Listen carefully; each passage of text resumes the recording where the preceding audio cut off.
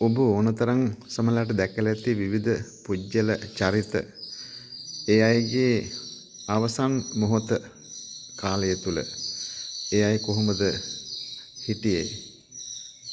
එතකොට සමහරවිට සුපිරි තරු හැටියට හිටපු අය මරණාසන්න තත්වයේදී එයාට සිහියක් මුකුත් නැහැ. කිසිම අවබෝධයක් නැහැ.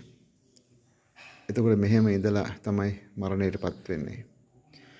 එතකොට ජීවත් වෙන්න හැම කෙනෙක්ම අනිවාර්යයෙන්ම හොස්පිටල් එකකට යන්න ඕන මාසෙකට සැරයක්වත්. එහෙම ගියාම තමයි වැටහෙන්නේ Tamanටත් මේ තත්වයටපත් වෙන්න සිද්ධ වෙනවා කියලා. ඔය ගොඩාක් දෙනෙක් අනිත් අයට හිංසා පීඩා කරන්නේ, අවලාද කරන්නේ, ඒ වගේම හොරමැරකම් කරන්නේ, අනුන්ගේ ජීවිත විනාශ කරන්නේ නොඑක ආකාරයෙන් ෆෝන් එක හරහා වෙන්න පුළුවන්. විවිධ අකුසල් කරන්නේ මේ තමන්ගේ ජීවිතය ගැන හරියට නොදන්න නිසා. ඉතින් ඒ නිසා තමන්ගේ ජීවිතයටත් මේ තත්ත්වය එනවා කියලා කවුරු හරි හිතනවා නම් අනිවාර්යයෙන්ම පුළුවන් තමන්ට මේ පාප වලින් මිදෙන්න. ඉතින් ඒ නිසා හිතන්න ඕන කොයි දවසක හරි තමන්ගේ මරණාසන්න තත්ත්වයට පත් වෙන වෙලාවේ තමන් කොහොමද එහෙමනම් තමන්ගේ හිත හදාගන්නේ?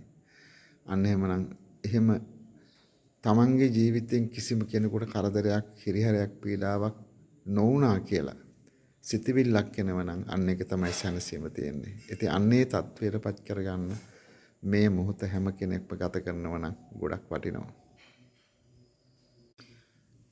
ඔබ ඕනතරම් සමහරවිට දැකලා ඇති විවිධ පුජ්‍යල චරිත ඒ අයගේ අවසන් මොහොත කාලය තුල ඒ අය කොහොමද හිටියේ?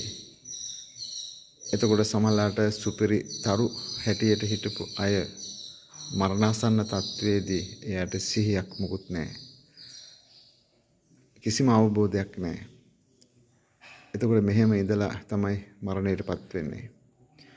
එතකොට ජීවත් වෙන්න හැම කෙනෙක්ම අනිවාර්යයෙන්ම හොස්පිටල් එකකට යන්න ඕන මාසෙකට සැරයක්වත්. එහෙම ගියාම තමයි වැටහෙන්නේ Tamanටත් මේ තත්වයටපත් වෙන්න සිද්ධ වෙනවා කියලා.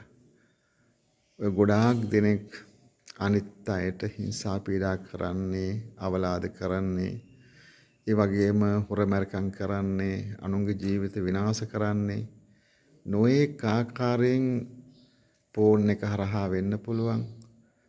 විවිධ අකුසල් කරන්නේ මේ තමන්